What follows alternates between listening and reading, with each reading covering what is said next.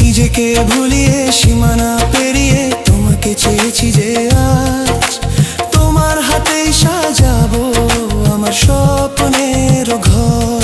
আমি তোমার প্রেমে পড়ে দুনিয়া ভুলে গেছি।